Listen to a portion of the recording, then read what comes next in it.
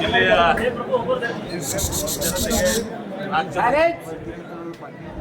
ದೇಶದ ಹಾಗೂ ಅನಿವಾಸಿ ಎಲ್ಲ ಭಾರತೀಯರಿಗೆ 70ನೇ ಸ್ವಾತಂತ್ರ್ಯೋತ್ಸವದ ಶುಭಾಶಯಗಳನ್ನು. ಇವತ್ತು ಈ ದೇಶದ ಸ್ವಾತಂತ್ರ್ಯಕ್ಕಾಗಿ ಹೋರಾಡಿದಂಥ ನಾಡಿನ ಎಲ್ಲ ನಮ್ಮ ಹಿರಿಯರಿಗೆ, ಸಂಘ ಸಂಸ್ಥೆಗಳಿಗೆ ಮತ್ತು ವಿಜಯಪುರ ಜಿಲ್ಲೆಯಿಂದ ಕರ್ನಾಟಕ ರಾಜ್ಯ ಇಡೀ ದೇಶದಲ್ಲಿ ಈ ಸ್ವಾತಂತ್ರ್ಯಕ್ಕೆ ದೊರಕಿಸಿಕೊಡ್ಲಿಕ್ಕೆ ತ್ಯಾಗ, ಬಲಿದಾನ, ಸರ್ವಸ್ವವನ್ನು ಕಳೆದುಕೊಂಡು ಹೋರಾಟ ಮಾಡಿರುವಂಥ ಎಲ್ಲ ನಮ್ಮ ಹಿರಿಯರಿಗೆ ನನ್ನ ಅತ್ಯಂತ ಭಕ್ತಿ ಮತ್ತು ಶ್ರದ್ಧೆಯಿಂದ ಅವರಿಗೆ ನಾನು ನನ್ನ ನಮನಗಳನ್ನು ಸಲ್ಲಿಸ್ತಕ್ಕಂಥದ್ದೇ.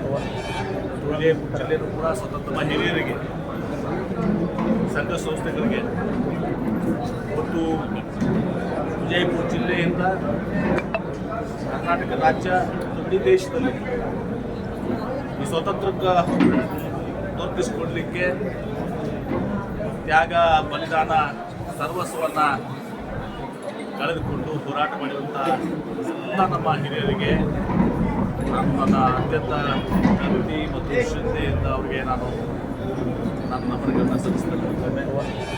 ವಿಜಯಪುರ ಜಿಲ್ಲೆಯೂ ಕೂಡ ಸ್ವತಂತ್ರ ಹೋರಾಟದಲ್ಲಿ ತನ್ನದೇ ಆದಂಥ ಪಾತ್ರವನ್ನು ವಹಿಸಿದೆ. ಅನೇಕ ಮಾನ್ಯರು ಸಹ ಎಲ್ಲರೂ ಕೂಡ ತಮ್ಮ ತ್ಯಾಗ, ಬಲಿದಾನಗಳಿಂದ ಸ್ವಾತಂತ್ರ್ಯ ಸಿಗಲಿಕ್ಕೆ ತಮ್ಮದೇ ಆದಂಥ ಒಂದು ಕೊಡುಗೆಯನ್ನು ಎಲ್ಲರೂ ಕೂಡ ಕೊಟ್ಟಿದ್ದಾರೆ.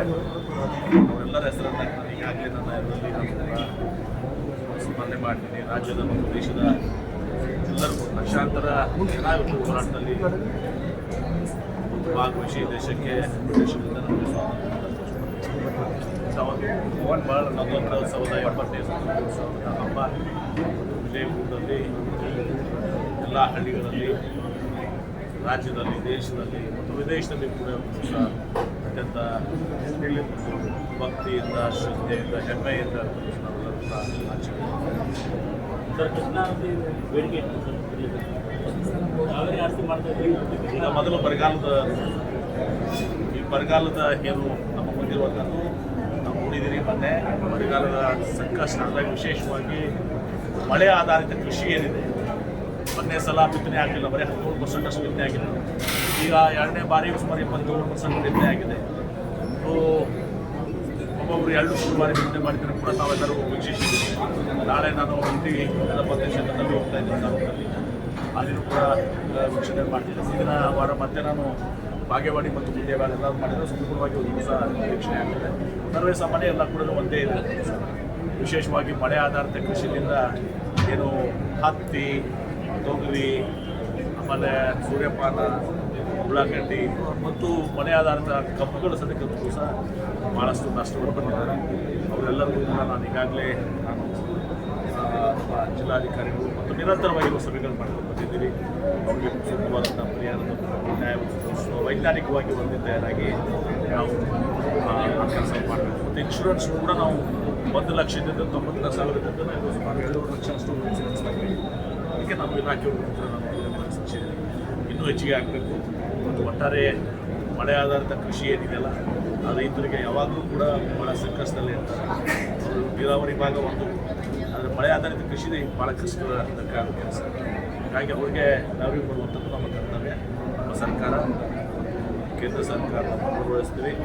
ಮನವೊಲಿಸುವುದು ಸಹ ಎಷ್ಟು ಸಾಧ್ಯ ಆದಷ್ಟು ಹೆಚ್ಚಿಗೆ ಅವರಿಗೆ ಪರಿಹಾರವನ್ನು ಮತ್ತು ಇನ್ಶೂರೆನ್ಸ್ ಬಂದೇ ಬರ್ತದೆ. ಆ ಕೆಲಸವನ್ನು ಮಾಡಬೇಕಾಗುತ್ತೆ. ಆರ್ಥಿಕ ಚಲ ನಂತರ ಸಮೃದ್ಧಿ ಆಗಲಿ, ಆಮೇಲೆ ಜಮೀರ್ ಅಹ್ಮದ್ ಅವರು ಈಗ ಇಂಪಾರ್ಟೆಂಟ್ ಇರೋದು ಇದು ತಪ್ಪು ಗೊತ್ತಿದೆ ಸರ್. ಜಮೀರ್ ಅಹ್ಮದ್ ಅವರು ನನಗೆ ಗೊತ್ತಿಲ್ಲ ಆ ವಿಚಾರ, ನನಗೆ ಸಂಪೂರ್ಣ ವಿಚಾರ ಗೊತ್ತಿಲ್ಲ. ಅವ್ರು ಯಾಕೆ ಏನು ಅನ್ನೋದನ್ನು ಸುಮ್ಮನೆ ನಾವು ಎಲ್ಲ ಸಲದ ಆರೋಪ ಮಾಡೋದು ಸರಿಯಲ್ಲ. ಅವ್ರು ಯಾಕೆ ಮುಖ್ಯಮಂತ್ರಿಗಳಿಗೆ ಏನು ಅನಿವಾರ್ಯ ಕಾರಣ ಇದೆ ಅವ್ರಿಗೆ ಅನ್ನೋದನ್ನ ಅವ್ರು ಮುಖ್ಯಮಂತ್ರಿಗಳಿಗೆ ಹೇಳ್ತಾರೆ. ಹೀಗಾಗಿ ಅದನ್ನು ಸುಮ್ಮನೆ ರಾಜಕೀಯವಾಗಿ ಬಳಸ್ಕೊಳ್ಳುವಂಥದ್ದು ಸರಿಯಲ್ಲ. ಜಮೀರ್ ಅಹ್ಮದ್ ಅವ್ರ ಹಿಂದೆ ಇವತ್ತು ರಾಷ್ಟ್ರಾಭಿಮಾನಿ ಯಾರು ಪ್ರಶ್ನೆ ಮಾಡಲಿಕ್ಕೆ ಸಾಧ್ಯ ಇಲ್ಲ. ಬೇಕಾದ್ರೆ ನಾನು ಯುದ್ಧಕ್ಕೆ ಕಳಿಸಿ ನಾನು ಹೋಗ್ತೀನಿ ಅಂತ ಮಾತ್ರ ಅವತ್ತು ನಾನು ವ್ಯಕ್ತಿ ವಿರೋಧ ಮಾಡ್ತಾರೆ. ಬಿಜೆಪಿ ಅವ್ರು ವಿರೋಧ ಮಾಡೋದು ಕೆಲಸನೇ ಇದೆಯಲ್ಲ. ಈ ಬಿಜೆಪಿ ಯಾರಾದರೂ ಇವತ್ತು ಸಹ ದೇಶದ ಸ್ವಾತಂತ್ರ್ಯ ಹೋರಾಟದಾಗ ಇವ್ರು ಯಾರು ಭಾಗವಹಿಸಿದಾರ? ಒಬ್ಬರ ಹೆಸರು ಹೇಳ್ರಿ ಬಿಜೆಪಿದವ್ರು. ಅದೇ ಇವತ್ತು ಅಲ್ಲಿ ಇಂಡಿಯಾ ಗೇಟ್ಗೆ ಹೋಗಿ ನೀವು ಸಾವಿರಾರು ಮಂದಿ ಅಲ್ಪಸಂಖ್ಯಾತರ ವಿವಿಧ ಧರ್ಮೀಯರ ಎಲ್ಲ ಹೆಸರುಗಳಿದಾವೆ. ಬಿಜೆಪಿ ಒಬ್ಬರ ಹೆಸರು ಇದಾವೆ ಇದ್ರಲ್ಲಿ. ಅಷ್ಟೇ ಅಲ್ಲ, 47 ವರ್ಷ ಹರ್ಗರ್ ತಿರಂಗ ಅಂತಾರೆ ಇವರು. ರಾಷ್ಟ್ರಾಭಿಮಾನ, ದೇಶಾಭಿಮಾನ. ನಾಗ್ಪುರ್ನಾಗ RSS ಹೆಡ್ ಕ್ವಾರ್ಟರ್ ಮೇಲೆ 47 ವರ್ಷ ಬೇಕಾಯ್ತು ಇವ್ರಿಗೆ ಧ್ವಜಾರೋಹಣ ಮಾಡಲಿಕ್ಕೆ. ಹರ್ಗರ್ ತಿರಂಗ ಅಲ್ಲೇ ಯಾಕೆ ತಿರಂಗ ಬರಲಿಲ್ಲ? RSS ಹೆಡ್ ಕ್ವಾರ್ಟರ್ ಮೇಲೆ ತಿರಂಗ ಯಾಕೆ ಬರಲಿಲ್ಲ? ಮತ್ತೆ ಬೇರೆಯವ್ರು ಉದ್ದೇಶ ಮಾಡ್ತಾರೆ. ಇವರಿಂದೇನು ನಾವು ರಾಷ್ಟ್ರಾಭಿಮಾನ ಕಲಿಬೇಕಾಗಿಲ್ಲ. ಜಮೀರ್ ಅವರು ಒಂದು ಸಂದರ್ಭದಲ್ಲಿ ನಾನು ಯುದ್ಧಕ್ಕೆ ನಾನು ಕಳಿಸ್ರಿ, ನಾನು ಪ್ರಾಣ ಹೋಗ್ಲಿ, ನಾನು ಯುದ್ಧಕ್ಕೆ ಹೋಗಿ ರಿಜಿಸ್ಟ್ರೇಷನ್ ಬೇಕು, ಕಾಯಿಪಲ್ಲೆ ಮಾರಾಡೋ ರಿಜಿಸ್ಟ್ರೇಷನ್ ಬೇಕು ಏನ್ರಿ, ಒಂದು ಸಣ್ಣ ಸಾಲಿಗೆ ರಿಜಿಸ್ಟ್ರೇಷನ್ ಬೇಕು. ರಿಜಿಸ್ಟ್ರೇಷನ್ ಆಗಲಿಕ್ಕೆ ನೀವೇ ಮಧ್ಯಾಹ್ನ ಹೊಡಿತೀರಿ. ನನ್ನ ರಿಜಿಸ್ಟ್ರೇಷನ್ ಇಲ್ಲ ಶಾಲೆ ಅಂತ ಹೊಡಿತಾರೆ. ಇಷ್ಟು ದೊಡ್ಡದು ಬೇರೆ ಬೇರೆ ದೇಶಗಳಿಂದ ಅವ್ರಿಗೆಲ್ಲ ಫಂಡ್ ಬರ್ತದೆ. ಅವ್ರ ಅಂಗಸಂಸ್ಥೆಗಳೆಲ್ಲ ಸಿಕ್ಕಾಬಿಟ್ಟಿದ್ದಾವೆ. ಅವ್ರ ಬಿಲ್ಡಿಂಗ್ ಎಲ್ಲ ಕಂಡಾಪಟ್ಟಿ ದೊಡ್ಡ ದೊಡ್ಡ ಸಾವಿರಾರು ಕೋಟಿ ರೂಪಾಯಿ ಬಿಲ್ಡಿಂಗ್ಸ್ ಇದಾವೆ. ಏನು ಅವ್ರಿಗೊಂದು ನ್ಯಾಯ, ಪಾಪ ಸಣ್ಣವ್ರಿಗೊಂದು ನ್ಯಾಯ. ಕಿರಾಣಿ ಅಂಗಡಿ ಬಿಟ್ರಿ ನೀವು, ಎಷ್ಟು ಕಡೆ ಕೂತಾಗ ಬಿಟ್ಟಿರಿ. ಚಪ್ಪಲಿ ಅವ್ರ ಅವ್ನ ಅಂಗಡಿಗೆ ಸರ್ ನೀವು ಅದನ್ನ ರಿಜಿಸ್ಟ್ರೇಷನ್ ಕೇಳ್ತೀರಪ್ಪ. ಬಿಡಿ. ಬಿಜಾಪುರ ನಗರದ ಒಂದು ಈಗ ನಮೋ ನಗರದ ಏನು ಆಶ್ರಯ ಯೋಜನೆ ಅದ, ಅದರಲ್ಲಿ ಭ್ರಷ್ಟಾಚಾರ ಆಗೈತೆ. ಬಡವರ ಮನೆ ಲೋನ್ ತಗೊಂಡಾರ ಕಟ್ಟಕ್ಕಾಗೈತೆ. ಇನ್ನೂ ಅದ್ರ ಬಗ್ಗೆ ನನಗೆ ಸಂಪೂರ್ಣ ಮಾಹಿತಿ ಇಲ್ಲ. ಭ್ರಷ್ಟಾಚಾರ ಆಗಿದ್ರೆ ನಾನು ಈಗ ಜಿಲ್ಲಾಧಿಕಾರಿಗಳಿಗೆ ಮತ್ತು ಸೂಚನೆ ಕೊಡ್ತೀನಿ, ಅಧಿಕಾರಿಗಳಿಗೆ ಸೂಚನೆ ಕೊಟ್ಟು ನಿರ್ದಾಕ್ಷಿಣ್ಯವಾಗಿ ಕ್ರಮ ಕೈಗೊಳ್ತೀನಿ. ಯಾರು ನಿಶ್ಚಿತವಾಗಿ ಯಾರ್ದು ಮುಲಾಜಿಲ್ಲ, ನಿರ್ದಿಷ್ಟವಾಗಿ ಕ್ರಮ. ಬಿಜೆಪಿ ಅವ್ರು ವಿರೋಧ ಮಾಡೋದು ಕೆಲಸನೇ ಇದೆಯಲ್ಲ. ಈ ಬಿಜೆಪಿ ಯಾರಾದರೂ ಇವತ್ತು ಸಹ ದೇಶದ ಸ್ವಾತಂತ್ರ್ಯ ಹೋರಾಟದಾಗ ಇವ್ರು ಯಾರು ಭಾಗವಹಿಸಿದಾರ? ಒಬ್ಬರ ಹೆಸರು ಹೇಳ್ರಿ ಬಿಜೆಪಿದವ್ರು.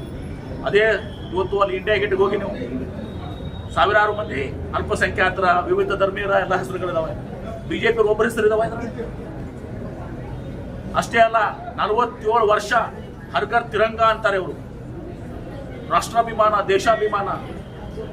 ನಾಗ್ಪುರ್ನಾಗ RSS ಹೆಡ್ ಕ್ವಾರ್ಟರ್ ಮೇಲೆ 47 ವರ್ಷ ಬೇಕಾಯ್ತು ಇವ್ರಿಗೆ ಧ್ವಜಾರೋಹಣ ಮಾಡಲಿಕ್ಕೆ. ಹರ್ಗರ್ ತಿರಂಗ ಅಲ್ಲೇ ಯಾಕೆ ತಿರಂಗ ಬರಲಿಲ್ಲ? RSS ಹೆಡ್ ಕ್ವಾರ್ಟರ್ ಮೇಲೆ ತಿರಂಗ ಯಾಕೆ ಬರಲಿಲ್ಲ? ಮತ್ತೆ ಬೇರೆಯವ್ರು ಉದ್ದೇಶ ಮಾಡ್ತಾರೆ. ಇವರಿಂದೇನು ನಾವು ರಾಷ್ಟ್ರಾಭಿಮಾನ ಕಲಿಬೇಕಾಗಿಲ್ಲ. ಜಮೀರ್ ಅವರು ಒಂದು ಸಂದರ್ಭದಲ್ಲಿ ನಾನು ಯುದ್ಧಕ್ಕೆ ನಾನು ಕಳಿಸ್ರಿ, ನಾನು ಪ್ರಾಣ ಹೋಗ್ಲಿ, ನಾನು ಯುದ್ಧಕ್ಕೆ ಹೋಗ್ತೀನಿ ಅಂತ ಹೇಳಿದಂಥ ವ್ಯಕ್ತಿ. ಕಾನೂನು ಮಾಡಲ್ಲ.